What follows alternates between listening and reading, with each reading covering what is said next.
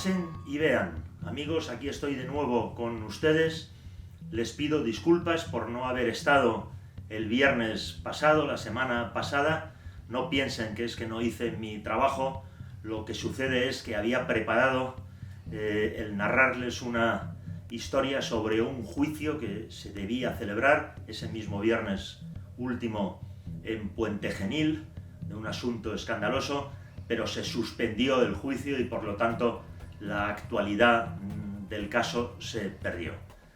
Hoy, aparte de pedirles que se suscriban al canal, si quieren ayudarme pueden hacerlo a través de patreon.com/melchormiralles, que verán en la parte inferior de la pantalla. Hoy les recomiendo que no se pierdan ni un instante, ni un segundo de la entrevista que van a poder ver ahora mismo. Va a estar con nosotros Fernando Quintela, un periodista de las que ya no quedan, de los que ya no existen, un periodista fuera de serie y un ser humano excepcional, un periodista con el que yo he vivido los mejores momentos de mi vida profesional y para mí alguien muy especial porque es hermano del alma, amigo, entrañable, a quien le tengo mucha ley. Y Fernando está aquí hoy para contarnos una historia de hace 14 años, pero que tiene actualidad máxima. El drama de los inmigrantes, el drama de los cayucos que zarpan de Marruecos, de Mauritania, de Senegal, con destino a las Canarias. Saben qué problema les estoy hablando, es algo terrorífico y Fernando es el único periodista, yo diría la única persona que puede contar lo que viven estos inmigrantes ilegales antes de embarcar, lo que les lleva a subirse a estos cayucos sabiendo que la mitad de ellos no llegan a destino y se hunden y se ahogan sus tripulantes. La única persona que puede contar el antes, el cómo se contratan con las mafias estos viajes y la travesía. Fernando viajó en un cayuco que zarpó de Nuadhibou con 44 inmigrantes y él 45. Dos de ellos perdieron la vida durante la travesía y el resto pudieron ser rescatados gracias a un trabajo magnífico que hizo la Guardia Civil, los guardias civiles destinados con base en Mauritania. De verdad, verán que no exagero. Estén atentísimos a todo lo que nos va a contar Fernando Quintela, porque es el fondo, la intrahistoria del drama humano que tenemos delante, que estamos viviendo hoy, que está de plena actualidad en Canarias, pero que es un asunto que nos afecta a todos. Yo creo que a todos los ciudadanos españoles, a todos los ciudadanos europeos. Como les decía, amigos, estén muy atentos a lo que nos va a contar Fernando Quintela, porque es una historia estremecedora que todo el mundo debe conocer. Fernando, me gustaría que empezaras contándonos, antes de embarcar en ese cayuco, tu viaje empezó en Sierra Leona, ¿no?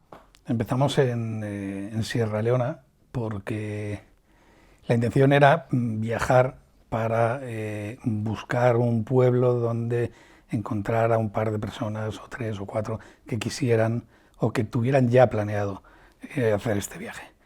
Por las relaciones que teníamos entonces desde el mundo televisión con el misionero Chema Caballero, le comentamos lo que queríamos hacer y Chema nos dijo: aquí hay 2 chavales que ya lo han intentado una vez, que han fracasado, no sé si era una o 2, o uno 2 y el otro una, no sé, y lo van a hacer.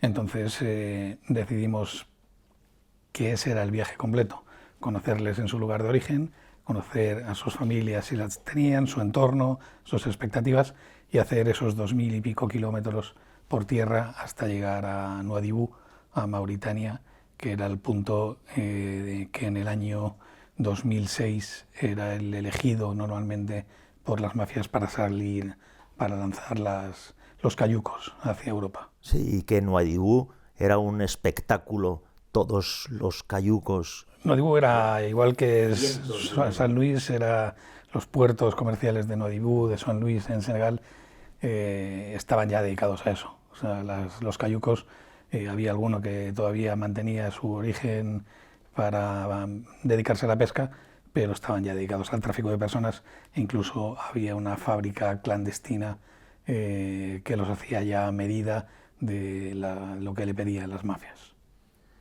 Bueno, y entonces llegáis a Nuadhibú y primero hay que contactar con las mafias. Bueno, primero llegamos a Nuadhibú después de una travesía dura, esos 2000 y pico kilómetros.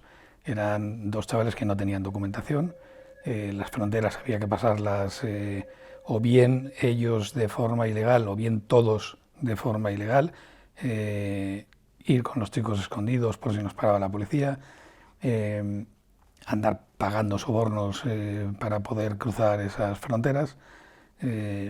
Solo nos puso una pega en la frontera de Senegal con Mauritania, el comisario encargado de autorizar la entrada. No había manera de que ni con 50, ni con 100, ni con 150 dólares decía, a mí no me soborna nadie, a mí no me soborna. Y decía otra cosa, él tenía una Coca-Cola en la mano, dice, es que usted me quiera comprar esta Coca-Cola por 700 dólares. Entonces usted me la compra y ustedes pasan, pero me han comprado una Coca-Cola, a mí no me han sobornado. Y le compramos la Coca-Cola. Y luego tuvimos otro episodio muy complicado, de los más complicados que yo he tenido en mi vida, que fue a llegar a Conakry. Llegamos de noche, en un día muy tarde, agotados, en un coche destartalado, porque no íbamos con un coche alquilado, íbamos parando coches que nos iban llevando de una ciudad a otra, o de un pueblo a otro. Y al llegar a Conakry nos paró un control militar, que yo creo que se lo habían inventado, 2 o 3 militares que iban fumados hasta aquí, pero nos paró el coche, nos pidieron la documentación y el conductor, íbamos 3 blancos y 4 negros. El que iba conduciendo, que era un ciudadano de Conakry, de Guinea-Conakry, pues debió hacer un movimiento extraño para coger la documentación o lo que fuese. El caso es que el militar que estaba en la ventanilla inmediatamente empezó a gritar, cargó el Kalashnikov y nos mandó bajar a todos del coche. Y contra una pared, como si fuera un preparativo para una ejecución, se dijo los blancos hacia aquí, los negros hacia el otro lado. Y volvió con un compañero suyo, cargó el Kalashnikov también. Ya había uno de los chicos, Kai, llorando y que se intentó escapar, lo pillaron. Uno de la parte de los blancos se puso a llorar también, e intentó, era una chica, intentó decirles en inglés a estos 2 militares alocados que es que eso estaba muy mal hecho, que esas cosas no se hacen. Entonces ahí yo dije, o intervengo o nos pegan un tiro entre ojo y ojo a cada uno. Entonces pedí permiso y le dije, perdón, ¿quién de ustedes es el jefe? Entonces levantó uno la mano y le dije, venga conmigo. Entonces yo llevaba 100 dólares, 50, perdón. No, 50 fueron después, 200 dólares a mano. Puse a hablar con él, cogí su mano, le di los 200 dólares, vio los billetes e inmediatamente se resolvió disolvió la ejecución.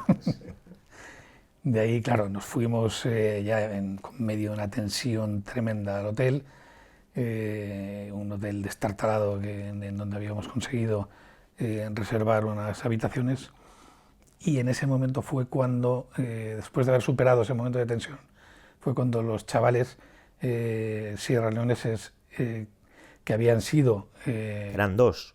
Eran 2 más una especie de guía escolta que llevaban, que había sido un guerrillero de los duros durante la de la guerra de Sierra Leona, y en ese momento yo creo que vieron que era el momento de sincerarse y de contar su vida. Entonces fue una noche realmente interesante por un lado, inquietante por otro, por todo lo que nos contaron de cómo había sido su vida en la guerra, de cómo habían tenido que matar a la gente, de cómo estuvieron a punto de morir en más de una ocasión. Bueno, ahí se produjo una especie de hermandad entre los dos grupos, cuando hasta ahora lo que había habido era mucha tensión y mucho silencio, porque emprender un viaje en un cayuco, todo el mundo imaginábamos que iba a ser algo complicado. Ese cayuco me iba a subir yo con la chica que nos acompañaba, española, porque hablaba francés, y allí prácticamente todo el mundo hablaba francés. Sierra Leona es inglés, el idioma, pero en el resto, hacia el destino, prácticamente todos hablaban o inglés o árabe. Por eso nos acompañaban esta chica que hablaba perfectamente francés y Pedro Buendía, que es arabista y hablaban no solo el árabe tradicional, por llamarlo de alguna manera, sino que podía entenderse en Wolof y en otros dialectos, y nos sirvió de mucha ayuda. Y entonces ya llegáis a Nuadhibou y a buscar a las mafias para embarcar. Llegamos a Nuadhibou pasando antes por Nouakchott, porque el informador que a mí me tenía al día de quiénes eran y cuáles eran los sitios donde contactar con la gente, me dijo, tienes que ir a Nouakchott, preguntar por esta persona, andar con mucho cuidado porque es el hijo del alcalde de Nouakchott y es el que organiza desde Nouakchott, que es la capital de Mauritania, es el que organiza todas las mafias en Nuadhibou. Y así lo hicimos y así fue. Llegamos, nos encontramos con uno de sus lugartenientes, con el otro metido en el coche, nos pidió toda nuestra documentación y nos hizo una especie de salvoconducto para poder circular por Nuadhibou. Era toda una excusa para sacarnos más dinero del que nos iban a sacar y llegamos a Nuadhibou. En Nuadhibou nos encontramos un pueblo de 4 casuchas, 7.500 cabras por las calles y poca gente dando la cara, mucho comercio local y un pequeño hotel donde nos alojamos. Allí estaba presente la Guardia Civil con un par de, creo que tenían 2 patrulleras, un helicóptero. Bueno, había una base de la Guardia Civil importante y un cónsul honorario que en principio nadie nos dijo que estaba por allí, pero que luego él mismo nos confesó que durante los días que estuvimos negociando con las mafias y moviéndonos por la ciudad, él nos estaba controlando, porque le extrañaba mucho un grupo de periodistas españoles interesados en determinadas cosas en Nuadhibou. A los chicos que iban a embarcar en el cayuco los tuvimos metidos en el hotel, pero por sentido común, no quería, eran chicos sin papeles, negros. En Mauritania son moros mauritanos, no son, ellos se consideran, a pesar de ser negros, hay una anécdota que luego contaré, ellos se consideran blancos y son muy racistas con el negro tradicional, por decirlo de alguna manera. Sí, con el negro subsahariano. Subsahariano, sí. Y solo tuvimos un incidente un día que bajamos con Kai y con Bese, que era como se llamaban ellos, bajamos al restaurante del hotel a comer algo. Normalmente comíamos en la habitación, yo compraba la comida fuera, en la casa canaria, la llevaba al hotel y comíamos en la habitación de ellos. Y un día dijimos, vamos a bajar al hotel y había allí 2 señoritos blancos que se negaban a que 2 negros estuviesen en el mismo comedor que ellos. Ahí tuve yo un enfrentamiento con estos 2 personajes y al final intervino creo que era el director del hotel y nos dejó comer, nos dejó tranquilos. Pero ya no volvieron a salir hasta el día que teníamos que embarcar. Pero estaban tan ansiosos y tan desesperados que hasta hubo un día que tuvimos que darles un tranquimacín para fundirlos, prácticamente, porque si no se nos iban a escapar. ¿Y la negociación con la mafia fue complicada? Fue complicada porque, bueno, al principio eran muy recelosos de esto de que venga un periodista. Claro, yo no me podía camuflar, no me podía infiltrar como hacíamos en otros reportajes, no me podía hacer pasar con esta pinta, pues por un inmigrante que quiere cruzar el Atlántico 800 millas náuticas en un cayuco.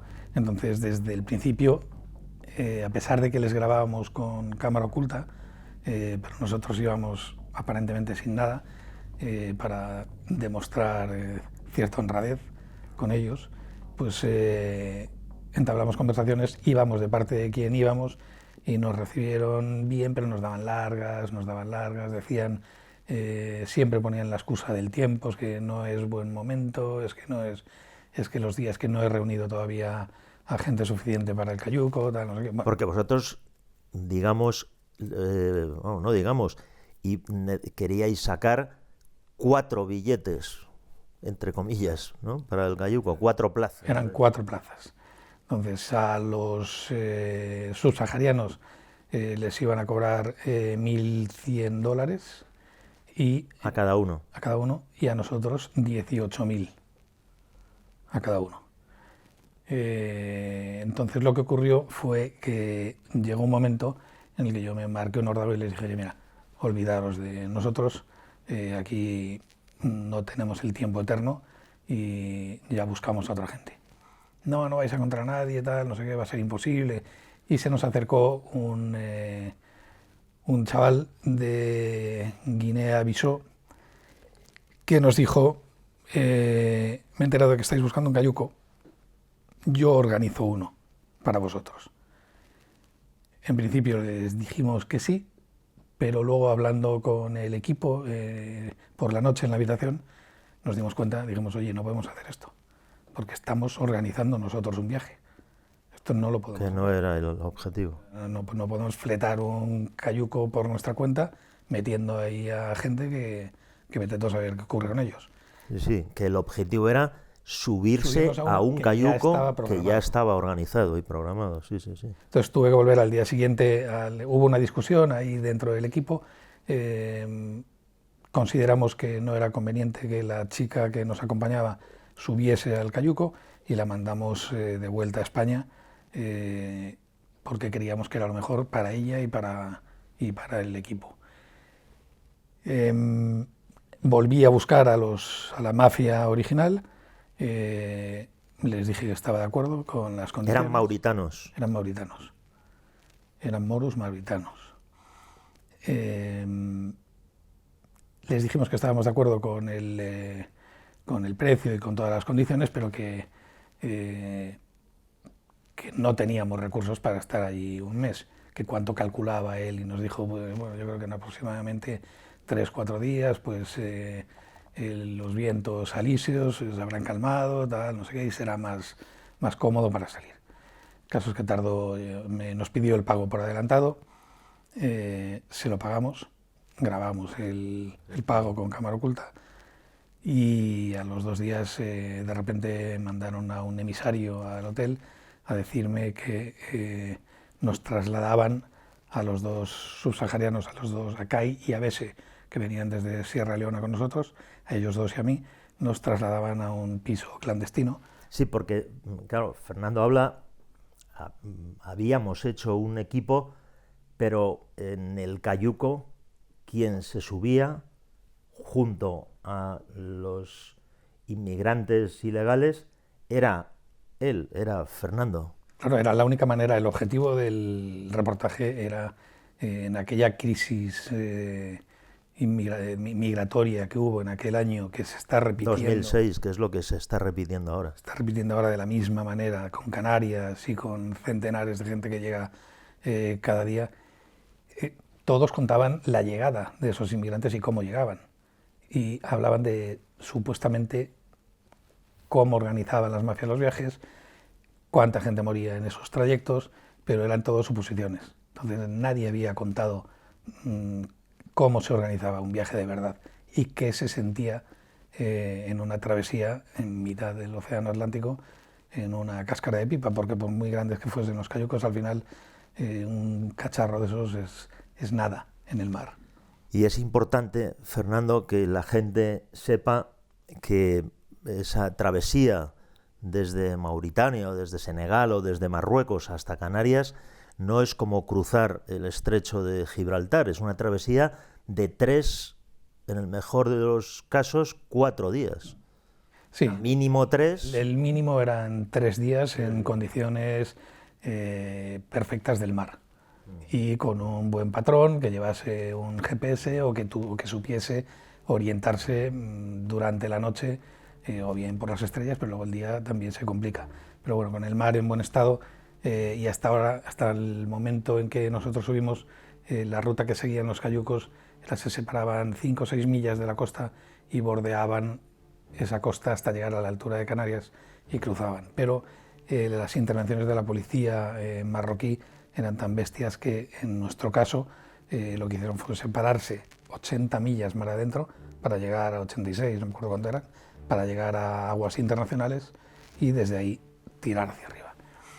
Lo hicieron todo de una forma tan precipitada que el cayuco en el que nos metieron era una embarcación endeble. Sí, bueno, pero vamos poco a poco, Fer, porque yo recuerdo el día que me llamas, ya por la noche, y me dices, Melchor, a las 12 embarcamos. Entonces eso os avisan y dice, oye, ya, prepararos que... Lo que hacen, lo que te dije, es esa misma mañana, normalmente los pisos patera donde meten a los ilegales que van a cruzar o que van a atravesar el Atlántico, a subir hacia Europa, pueden pasar hasta un mes metido en pisos cochambrosos donde no, controlados ya por las mafias. Controlados por las mafias, para que nadie salga, para que nadie se mueva. Entonces a nosotros nos meten ahí un día. Entonces durante ese día no podíamos ni asomar el hocico por la ventana. Y quedaban, en 2 horas venimos y os traemos comida, en 2 horas venimos y os traemos agua. Nunca venía nadie.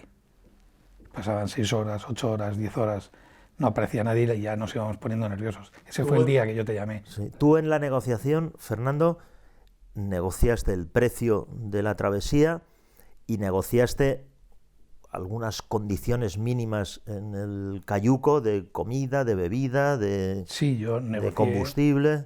Negocié y exigí que primero tenía que haber 2 motores, que era normalmente lo que llevaban todos los cayucos, un motor vivo y uno de repuesto por si acaso, cosa que a nosotros nos sucedió, al poco de salir se estropeó el primero.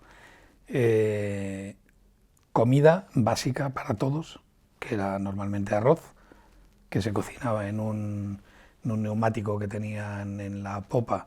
Normalmente iba un neumático donde se hacían unas brasas y tenían ahí unos cacharros donde se cocinaba arroz para poder sobrevivir. ¿Te dijeron cuántas personas ibais a ir en el cayuco? No. No, vale. No. Entonces estamos ya en el piso... Sí, estamos en el piso y yo negocié esas condiciones, agua, y ya me salí de dentro y dije, y leche para todos. Porque también ese es un comportamiento de occidental no preparado mentalmente para un viaje como ese. Me dijeron que sí a todos, sí, no te preocupes, ¿dónde quieres ir sentado tú? Entonces yo, pensando en la grabación, dije, yo en la proa, yo quiero ir en proa para poder tener una visión de toda la gente de frente en el cayuco. Me equivoqué por 2 razones. Una, a los 43 que salimos de Nuadhibou, más yo mismo, 44, no les dijeron que yo iba a grabar. Yo pedí también como condición que avisasen que iba a ir una persona y que les iba a preguntar por sus vidas, no les avisaron. Entonces cada vez que yo sacaba una cámara, la gente se tapaba o se daba la vuelta, con lo cual no conseguí un par de planos, un par de imágenes de aquel momento, de la gente mirando hacia aquí.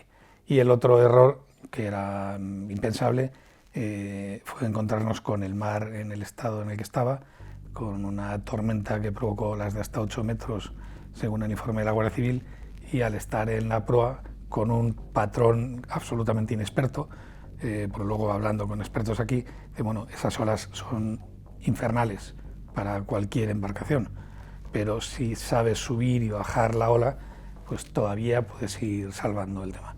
Pero si atraviesas una ola, la primera, como me dijeron aquí una vez en Valencia, mientras comprábamos el equipo, el tipo se quedó extrañado y nos dijo, ¿pero qué vais a hacer? Entonces me salió de dentro contárselo, por si me estaba equivocando en algo.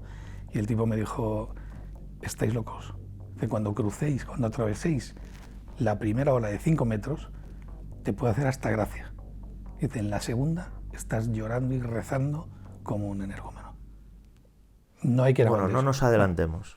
Fernando, estáis en el piso. Estamos en el piso. No os dan de comer. No nos dan nada. Uno de los chavales se pone nervioso.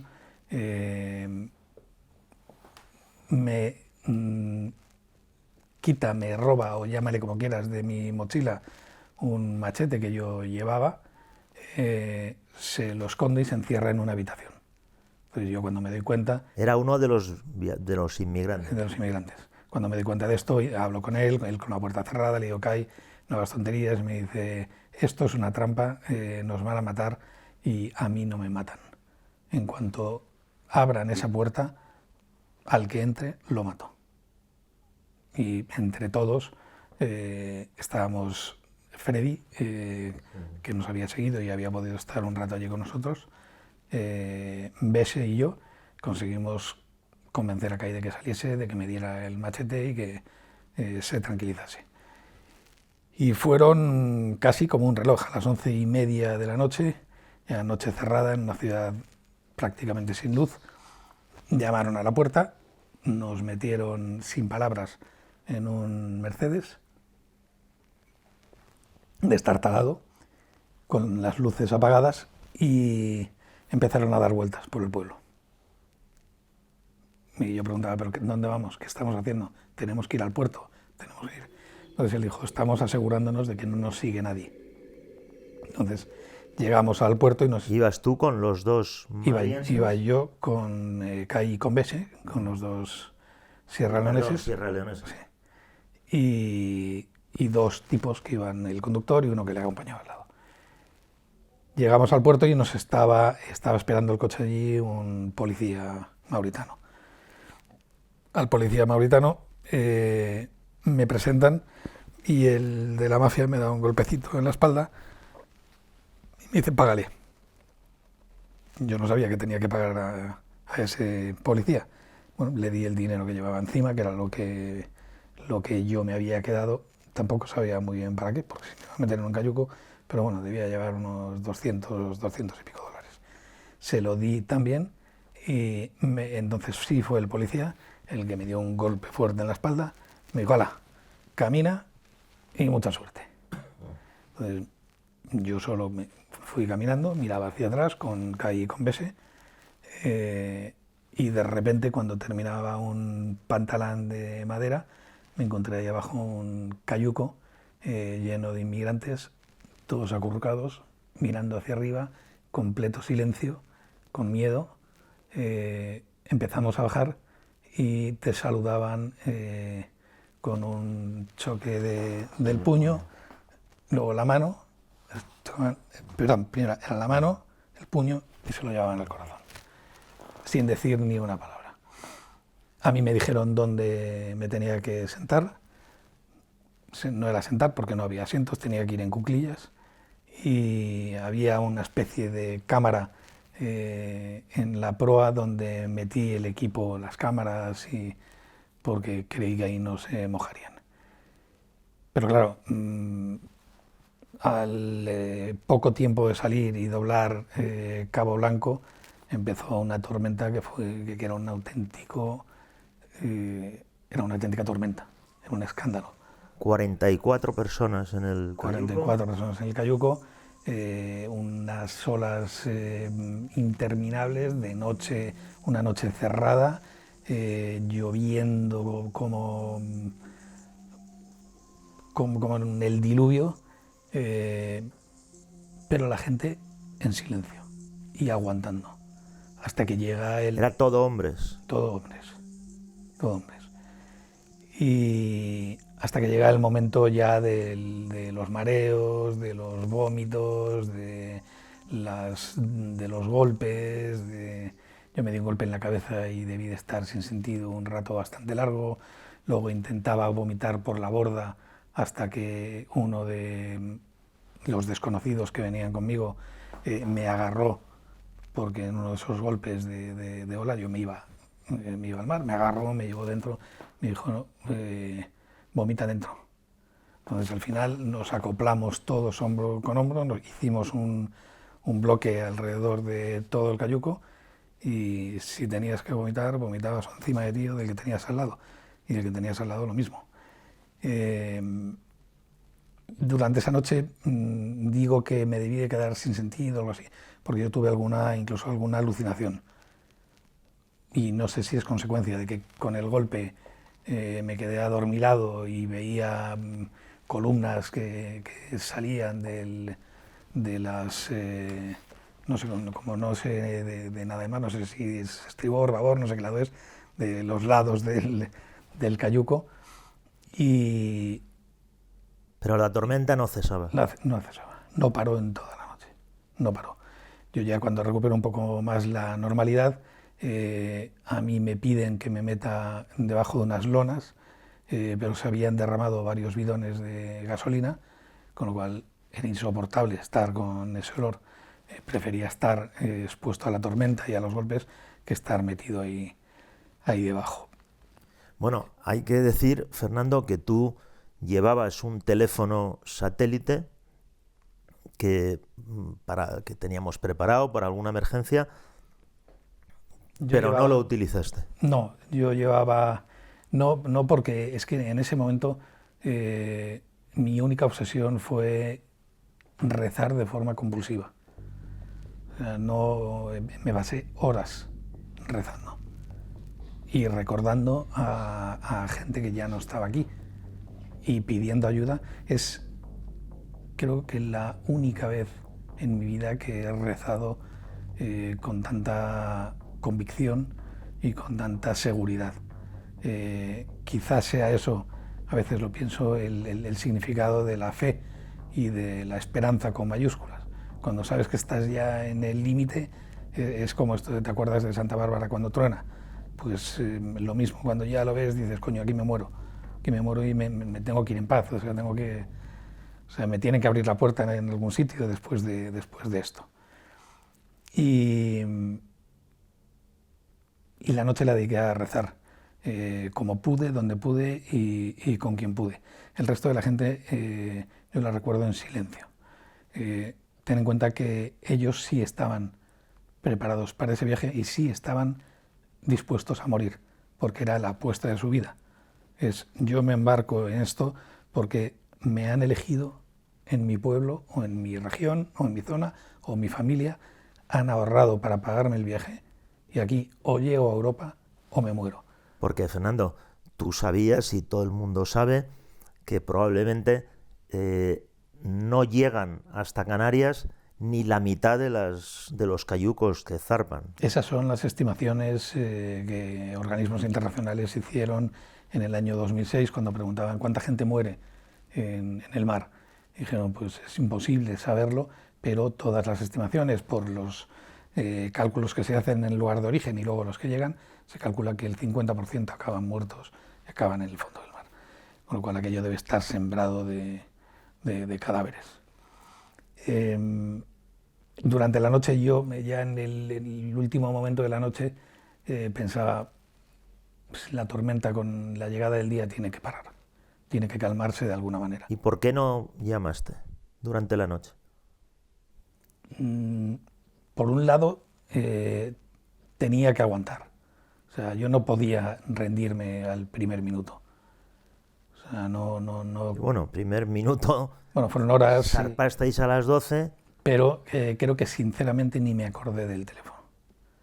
igual que vi las cámaras flotando dentro del cayuco y dije, pues se acabó la grabación, o sea, aquí no había nada. Yo me había guardado una cámara de mano, perdón, estoy tocando el micrófono, dentro del neopreno, que acabó también empapada, pero veía las cámaras flotando y dije, ya aquí no puedo hacer nada de lo que tenía pensado. Y llevaba una camarita de una Panasonic pequeña de plástico que había en aquella época, resistente al agua y que grababa vídeo en HD y hacía ni vídeo en HD ni nada, grababa vídeo sí, hay imágenes grabadas y alguna foto que podéis estar viendo, pero era lo único que me quedaba operativo. Y el teléfono que no sé por qué milagrosamente envolví en varias bolsas de plástico, junto con el GPS que yo llevaba. Del GPS se ocupaba Kai de llevarlo encendido y de ir viendo la ruta, y él mismo a veces lo señalaba diciendo, esto es una locura, o sea, nos hemos ido no sé cuántas millas mar adentro y el cayuco está prácticamente dando vueltas sobre la misma zona. Y del teléfono no me acordé. Y además, como estaba también en el mismo sitio que las cámaras, pues vete tú a saber, igual ya lo anulé de mi mente. Llegó el día, había dejado de llover, pero las olas seguían teniendo el mismo tamaño. O sea, hasta que no paraba la tormenta. No paraba. Y era un golpe y otro y otro y otro, y una desesperación hasta que ya uno empieza a gritar y empieza a decir no me quiero morir, eso contagia a varios, empiezan varios a llorar, yo me veo en una situación desesperada y ahí me acuerdo del teléfono. Entonces pido que se busque el teléfono, le pido a Kai y a Bese que me ayuden a buscar el teléfono, porque el sitio donde había guardado el material estaba destrozado, no había ni cámaras ni nada, estaban por allí todo repartido por el cayuco, y les pido que me ayuden a buscar el teléfono y aparece el teléfono. Entonces yo digo, no, a ver si funciona. Rompí las bolsas, estaba seco, las olas seguían cayendo, me dio tiempo de llamarte, tú tenías esa indicación de que si sonaba ese número de teléfono es que había un problema. Yo no, lo que no recuerdo es dónde estabas tú, pero no debías de estar en el periódico, en la redacción de la tele. No, yo eso te lo voy a contar, lo recuerdo perfectamente porque estaba en la cama durmiendo. Después de una mala noche yo me acosté, después de hablar con Fernando, que me dijo, Melchor, pues zarpamos esta noche. Me llamó a las 11:30, 12 menos cuarto, y me dice a las 12 zarpamos. Y el teléfono creo que sonó en el entorno de las 8 de la mañana, más o menos. 7:30, 8 de la mañana. Yo cuando vi, tenía grabado en mi teléfono satélite, nada más escuchar el timbre y ver satélite, dije, algo ha pasado. Entonces me levanté de la cama y yo les puedo decir que yo cuando escucho ya la conexión, lo que oía era un ruido ensordecedor que después entendí que eran los golpes del cayuco contra las olas, de las olas contra el cayuco, un griterío impresionante y un hilo, un pequeño hilo de la voz de Fernando que me decía, Melchor, sácame de este puto infierno. Y yo le decía, Fernando, dame las coordenadas, porque claro, yo sin las coordenadas de dónde estaban no podía hacer nada. Yo estaba en un estado de nervios tan grande y estaba completamente magullado. De hecho, a los 2 días de llegar a tierra, mi cuerpo era prácticamente negro de los golpes que me había dado. A mí me decías lo de las coordenadas y es que no sabía ni dónde mirar, hasta que Kai me pone el... Sí, bueno, no, pero Fernando, pero se cortó la comunicación. Bueno, se corta, que eso lo recuerdo, sí. Bueno, como un momento terrorífico y con una angustia, y entonces yo marcaba... Se corta porque mientras yo te estoy diciendo, porque lo recuerdo perfectamente, sácame de este puto infierno, por favor, hay una de esas caídas del cayuco, pues remonta una ola y cae a plomo, 5 metros, y en ese momento algo se me clava en la espalda que me destroza, y ahí sí que me salió un grito porque creí que me había roto por completo. me había roto por la mitad. De hecho, debí de tener alguna costilla rota porque tardé un par de meses en recuperar la normalidad a la hora de respirar, de reírme. Se cortó la llamada porque ahí pues algo debí de tocar con el golpe, se cortó la llamada. Y tardamos varios minutos en conseguir... Porque no conseguía la línea hasta que volví y por fin te pude dar seguidos unos números sin nombrar grados, ni oeste, ni norte, ni yo te leí unas cifras que tú anotaste y a partir de ahí ya la responsabilidad del rescate ya recaía sobre ti, porque llegué a recibir, yo creo que debiste llamar o tú o alguien del gobierno al delegado del gobierno en Canarias y el teléfono que se había fundido, ya no me dejaba hacer más llamadas, llegó a sonar una vez para escuchar al delegado del gobierno y simplemente pude escucharle: estad tranquilos, nada más.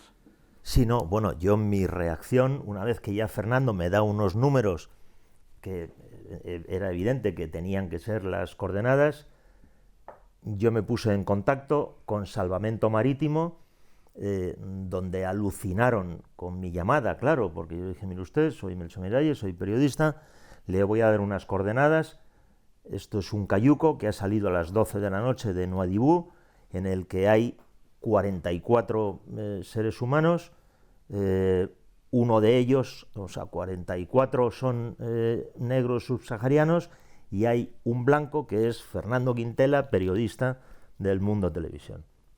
Y en Salvamento Marítimo alucinaban de lo que le estaba diciendo. Bueno, y entonces me dicen: bueno, pues deme su número, les dejo mi número y les digo, les voy a dar el número del satélite del teléfono que lleva Fernando. Bien.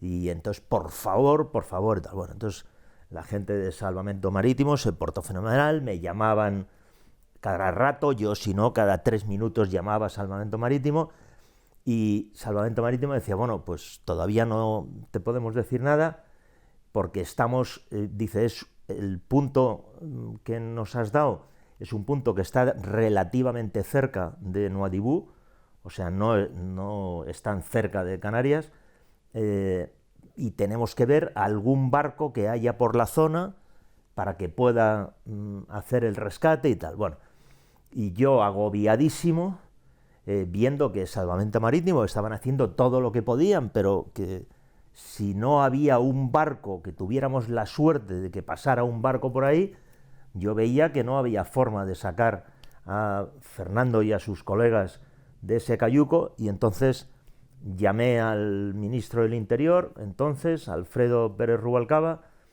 que recuerdo que se puso con voz baja: dígame, si quién eres. Y entonces le dije: Alfredo, soy Melchor Miralles, tengo que hablar contigo. Y entonces me dice: estoy en pleno Consejo de Ministros. Y dije: pues por favor, sal, porque es un asunto de vida o muerte. Y Alfredo Pérez Rubalcaba se portó genial, salió, me dijo: Melchor, espero que sea un tema serio de verdad. Le expliqué la situación, y aparte de enfadarse conmigo, decir: es una locura lo que habéis hecho, me dijo: ahora mismo pongo en marcha la Guardia Civil, porque tenemos un destacamento de la Guardia Civil en Nuadhibou, y si tú ya has hablado con Salvamento Marítimo, ellos también contactan, y estate tranquilo que ponemos toda la maquinaria posible del ministerio para rescatar a Fernando y a quienes van con Fernando. Y al poco rato me llamó no sé si era teniente Ovidio, Teniente comandante Ovidio, desde Nuadhibou, diciéndome que era él el responsable del operativo. Y no se crean ustedes que esto fue a las 8 llama Fernando y a las 8:30 lo rescatan, no. Y avanzaba el día, pasaban las horas, como a mediodía más o menos, en Salvamento Marítimo me dicen: Melchor, ya les ha visto un carguero griego, y el cayuco parece que no está en buenas condiciones, pero los que están dentro, ellos han visto, pues que son muchísimos, que están vivos. Ese carguero griego lo vi y aparece en alguna imagen.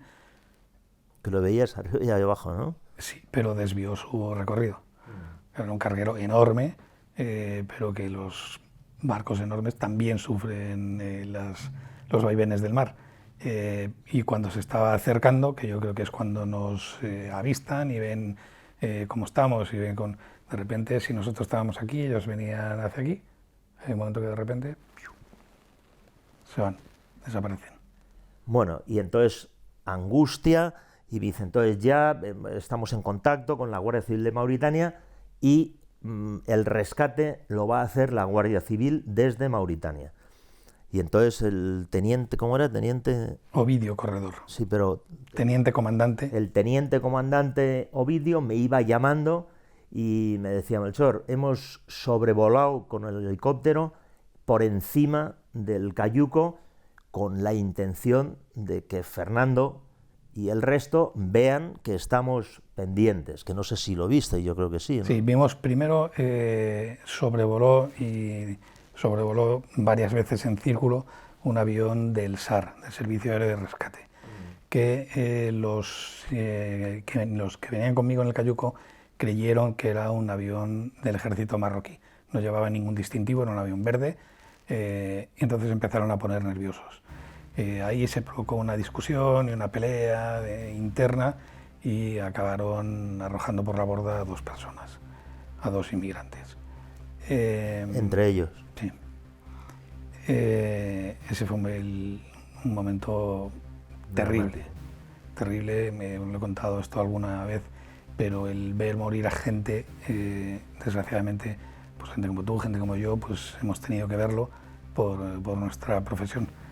Pero en esa circunstancia y ver cómo desaparecen 2 cuerpos que eran compañeros tuyos y que se desviven por mantenerse a flote, y es como una película, estás viendo como una película de terror, pero la estás viendo delante de tus narices, lo poco que podías ver en el estado en el que estaba la mar. O sea, son segundos, pero ves cómo los tiran y escuchas esos gritos y eso, y de repente desaparecen. Bueno, el caso es que después de ese avión que desaparece, aparece un helicóptero que se queda encima de nosotros un rato. Yo creí que digo, no puede ser que ahora lancen una escalerilla, porque ahí arriba no cabemos todos los que estábamos. En ese piloto iba Julián Arribas, con quien sigo en contacto, y es un guardia civil que tuvo la sangre fría, primero de mantenerse el tiempo suficiente encima de nosotros para inspirarnos tranquilidad, y el cálculo exacto, porque iba muy mal de combustible, para volver a Mauritania, dar la posición exacta, cargar combustible y volver si tenían que volver. Pero en ese momento ya la patrullera Río Duero, con el teniente comandante Ovidio Corredor, ya había salido a nuestro encuentro. A mí el teniente comandante Ovidio Corredor me dijo, Melchor, el helicóptero ha visto que están bien, Fernando está bien, se mueven, y la idea inicial, que era hacer el rescate desde el helicóptero, la descartó la Guardia Civil, porque pensó, con bastante buena lógica, que si soltaban una escalerilla se iba a pique el Cayuco, todos iban a intentar agarrarse para trepar y eso podía ser una catástrofe. Además de que, como bien ha dicho Fernando, no hubieran cabido los 42 que estaban en ese momento en el helicóptero, ¿no? Y entonces, cuando zarpa la patrullera, pasan otras horas, 2, 3, 4 horas, ya no recuerdo cuántas horas fueron, hasta que la vimos aparecer. Entonces, por megafonía nos ordenan sentarnos, el mar seguía en mal estado, y nos dicen que van a intentar acercar, a barloar, decían, una palabra que yo no entendía, la patrullera con el Cayuco para hacer el rescate.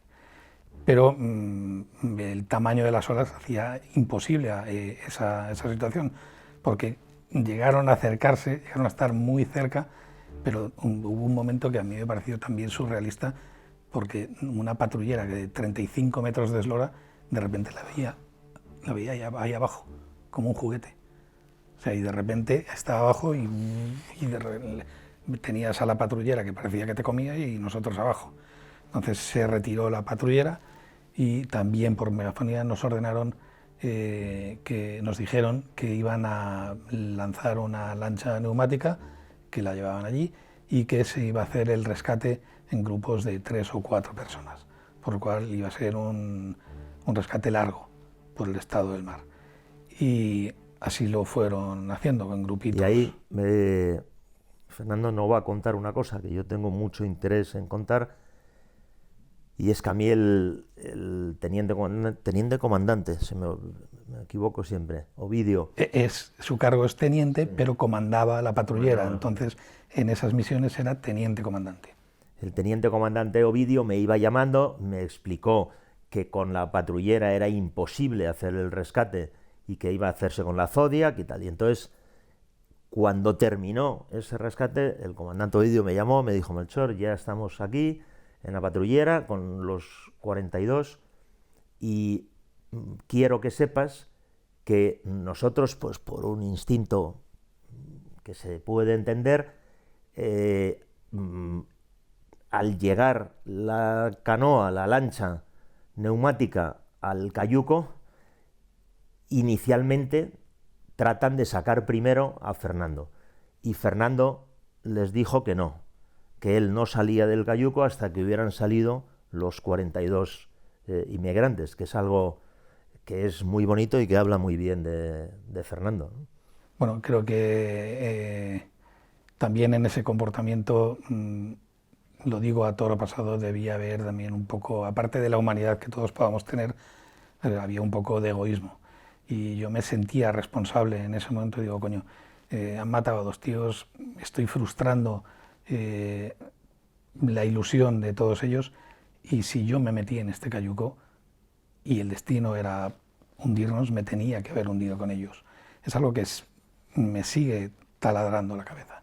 Estoy en deuda con toda aquella gente, porque nos decían, a mí me decían: ¿y ahora cómo voy a aparecer por mi pueblo? Voy a ser la vergüenza, voy a ser el débil, voy a ser el cobarde, voy a ser el que no se atrevió, voy a ser el... O sea, si te tienes que morir, te mueres. Entonces, a mí se me quedó un mal cuerpo con todo eso. Decidí quedarme el último porque creí que era mi deber. Casi era como sentirme el capitán del barco, y el capitán es el último que abandona el barco. En este caso era una acción y un sentimiento más humano que jerárquico, porque yo ahí no era más que el periodista, y no quería, o sea, quería ver que todos acababan subiendo a la patrullera. En ese rescate, por cierto, por poco, hubo un incidente en el que por poco muere un guardia civil, que cayó al agua. Había varios que avisaban del tamaño de las olas, lo podréis oír en algún momento, ola grande, entonces se retiraban, ola más pequeña, 2 arriba, y en uno de esos intentos cae al agua un guardia civil muy cerca de la popa, donde estaban las turbinas a todo meter, intentando mantener la posición de la patrullera. Y consiguieron engancharlo segundos antes de que una de las turbinas se lo tragase. Y después, Fernando, cuando ya inician tu rescate, que eras el último, cuando ya estabas a punto de salir del cayuco, cuenta lo que ocurrió. Yo, cuando me quedé el último, se fue la neumática hacia la patrullera. Y ya solo quedaba yo, estaba en la proa, y me fui hacia la popa, que era por donde estaban haciendo el rescate. Y esperé allí. En cuanto volvieron, ya uno de los policías me tendió la mano para ayudarme a subir a la neumática, y de repente me encontré con que había una pierna, la pierna izquierda, que digo, coño, me he enganchado con algo, y cuando miro para desengancharme, lo que tenía enganchado era un chaval, era un niño Que se había agarrado. Se había agarrado a mi pierna, estaba completamente muerto de miedo y era incapaz de pronunciar una palabra. Estaba encogido. Los guardias civiles me dijeron, cógelo y te ayudamos, pero yo no tenía fuerza para coger a ese chaval, que debía tener 12, 13 años. Entonces uno de los guardias civiles saltó al cayuco y fue el que, como si fuera un bulto, porque era imposible deshacer el agarrotamiento que tenía ese niño en posición fetal. Lo metió dentro de la patrullera y ahí se produjo el último momento del rescate. Las cámaras... ¿Y a ese niño no lo habías visto tú durante la travesía? Estaba metido debajo de unos plásticos y yo durante la travesía no llegué a verle en ningún momento. Luego he repasado imágenes, he mirado las pocas fotos que hay dentro del cayuco y ahí no estaba. Y cuando llegas a la patrullera, o sea, ¿en qué momento te sientes a salvo? ¿En la neumática ya te sientes esto ha terminado o no? No, porque subir a la patrullera también era una tarea complicada. Y yo me siento a salvo ya cuando me suben, me llevan a no sé cómo se llamará, en una embarcación, donde comen, sitio de descanso que tienen en el interior. Al resto de inmigrantes los habían puesto todos sentados en la proa. Yo pregunté que por qué no me ponían a mí allí también y Ovidio me dijo, tenemos miedo a que alguno de ellos pueda tomar alguna represalia contra ti. Entonces tú mejor te quedas dentro y ellos están bien. Les hemos dado mantas térmicas, les hemos dado ropa, les vamos a dar agua, pero tú mejor te quedas dentro. Tú estabas en muy malas condiciones, Fernando. Estabas con hipotermia. Yo estaba con una hipotermia, estaba muy nervioso, me sostenía de pie, pero no era capaz de desnudarme, porque me dijeron, desnúdate, quítate el neopreno, quítate y te damos ropa seca. Me tuvieron que desnudar entre ellos y en cuanto me pusieron un mono de la Guardia Civil, yo ahí me derrumbé. Y debí de estar 2 horas y pico ahí tirado en un sofá con mantas que me pusieron hasta que ya abrí los ojos. Ya las caras de los guardias civiles cambiaron. Lo primero que quisieron hacer era hacerse una foto conmigo, que tengo una foto con ellos en ese momento. Me pidieron que les hiciera un relato de los hechos. Y luego me llamó el teniente comandante Ovidio, para que fuera al puente de mando, o puesto de mando, como se llame, para hablar contigo y desde ahí tú habías localizado a mis padres y pude hablar con ellos. El tiempo suficiente y el ánimo suficiente para deciros que estaba bien y que... Pero tú, ¿cuándo te sentiste, dijiste, estoy a salvo? ¿En el momento en que estás ya en la patrullera?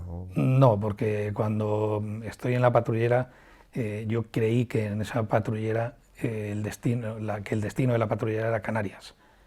Y vuelvo al teniente comandante Ovidio y me dice, hubiéramos ido a Canarias, pero hemos tenido que salir en nuestro día libre. Ese día la patrullera no tenía que patrullar y los depósitos no los habían cargado. Entonces no podía llegar a Canarias. No llegamos a Canarias. Tenemos que volver a Mauritania. Y pregunté, ¿y qué va a pasar? ¿Qué va a pasar con esta gente? Dice, pues los llevarán a un centro, seguramente un centro de la Cruz Roja, y luego los llevarán a la frontera con Senegal a que cada uno se busque la vida. Y pregunté, ¿y a mí me van a detener? Y me dijo, probablemente sí, pero está el cónsul tratando con las autoridades mauritanas para que eso no suceda. Entonces, antes de llegar al puerto de Nouadhibou, vinieron, esta vez no fue Ovidio, vinieron a decirme, te van a detener en cuanto pongas el pie en suelo mauritano. Ahora mismo estamos en territorio español, estás en la embarcación que es española, pero te acusan de varios delitos, tienes que bajar de la patrullera y te van a detener. Bajé de la patrullera y efectivamente allí me estaban esperando 2 o 3 tipos del Departamento de Seguridad mauritano. Me detuvieron, me llevaron a las dependencias, no eran policiales, eran del Departamento de Seguridad. Me metieron en una sala con un tipo detrás de una mesa que empezó a interrogarme sin piedad. O sea, sin preguntar ni cómo estás, ni qué ha pasado, ni cómo está el resto. Empezó un interrogatorio que duró casi 6 horas. De vez en cuando ese interrogatorio lo interrumpía, solo se interrumpió por las entradas del cónsul español reclamando... Cónsul honorario. Cónsul honorario. Diciendo ya está bien, ya creo que ya es suficiente, pero era el director general de seguridad mauritano, no le parecía suficiente y seguía para intentar que yo le revelase la identidad de los mafiosos, cosa que no hice, porque no sabía a qué me podía enfrentar allí si decía que sabía quiénes eran. Mi objetivo era salir cuanto antes de allí. Y luego se todo interrumpió. Esto se produce la detención y el traslado a este local de la Seguridad Nacional Mauritana sin que pases previamente por una revisión médica. Nada, directamente. Y se interrumpió otra vez el interrogatorio porque llegó la hora de la oración para este señor y me dijo, mientras yo voy a rezar, quiero que veas estos libros. Y me dejó 2 álbumes de fotos llenos de cadáveres en las costas tanto de Marruecos como mauritanas, como cadáveres comidos por los pájaros, cadáveres reventados. Le dije, mire, no lo voy a ver. No, quiero que sepas lo que es un muerto. Digo, ya sé perfectamente lo que es un muerto. No es necesario que usted me haga esto. Todo esto en un inglés muy chapucero y muy de andar por casa. Más el suyo que el mío, porque no permitían tampoco que hubiese un intérprete dentro. Entonces vi algo de esos álbumes, le dije, aquí se los dejo, y dijo, bueno, pues usted se queda aquí, me cerró, y cuando volvió de rezar, a los 10 minutos volvió a entrar el cónsul honorario y con el teléfono en la mano, y le dijo, el presidente del gobierno de España quiere hablar con usted. Y el tipo dijo, yo no hablo con nadie.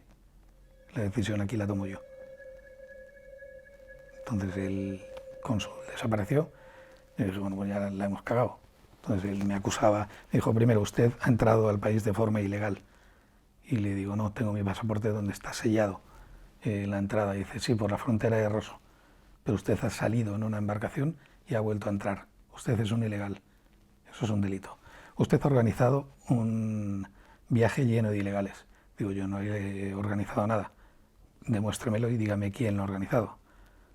Digo, no le vi la cara a nadie. ¿Usted ha pagado por el viaje? Digo, yo me he metido en un cayuco. Yo iba salvando, no sabía qué respuesta me podía venir bien y cuál me podía venir mal.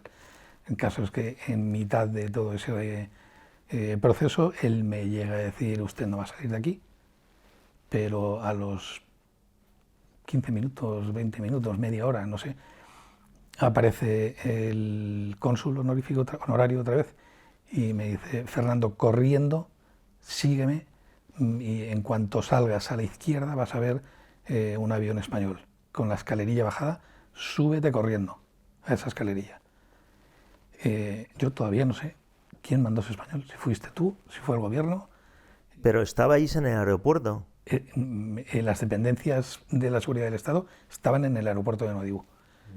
Y me subí a ese avión y me encontré con que allí estaban Pedro Buendía y Alfredo Pérez de Albeniz, a quienes habías enviado a rescatarme. La tripulación de ese avión, que si no recuerdo mal era un avión de, creo que de Iberia, pero era un avión para nosotros solos. Salió todo el equipo a felicitarme y nos sacaron una botella de whisky, unos sándwiches y el avión se despegó. Pero vamos, yo creo que no pidió ni permiso.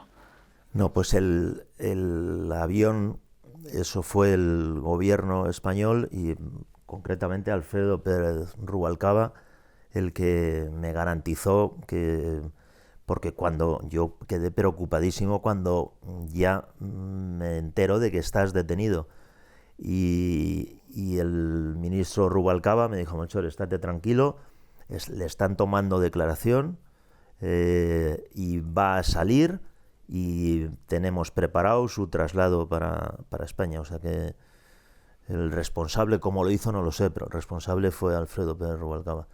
Aunque después es verdad que María Teresa Fernández de la Vega, vicepresidenta del gobierno, que hizo muchísimo en toda esa crisis de inmigrantes que llegaron a Canarias en el año 2006, ella se atribuía el mérito de toda la operación de rescate de Fernando y de los 42 subsaharianos que estaban en el Cayuco, cosa que yo no puedo negar, pero a mí lo que me consta es el trabajo y el esfuerzo que hizo Alfredo Pérez Rubalcaba, a quien se lo agradecí especialmente porque mi relación personal con él no era especialmente buena. De hecho, tú me pusiste el teléfono con Rubalcaba desde tu casa y él me contó cómo lo había organizado. Yo le agradecí también todo lo que habían hecho. Desde mi casa, cuando Fernando regresa y llega a Madrid, nos fuimos a mi casa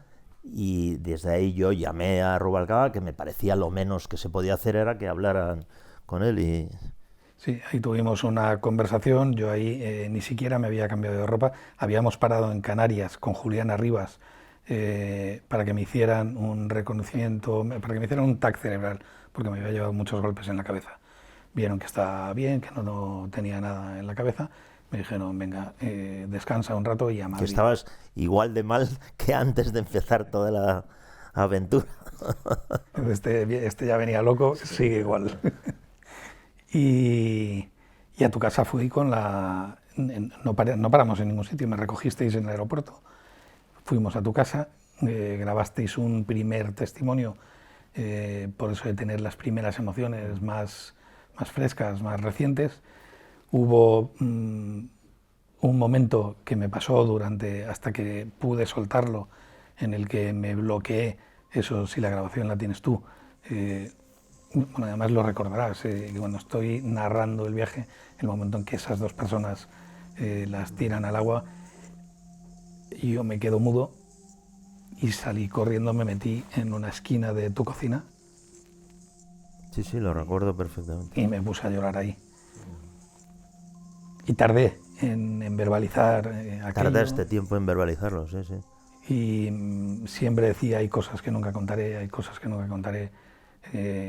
Jaime Gutiérrez Colomer y tú me preguntabais, ¿pero qué ha pasado? ¿Pero hasta que ya por fin un día os lo tuve que contar. Pero aún así han pasado 14 años y me cuesta. Bueno, lo cual es perfectamente comprensible, Fernando. Pues Fernando, muchísimas gracias por este testimonio que creo que es de muchísima importancia. Gracias a ti. Y para ustedes, pues nadie ha podido contar como Fernando el drama que se vivió entonces, que es el mismo que estamos viviendo ahora con la situación que hay en Canarias.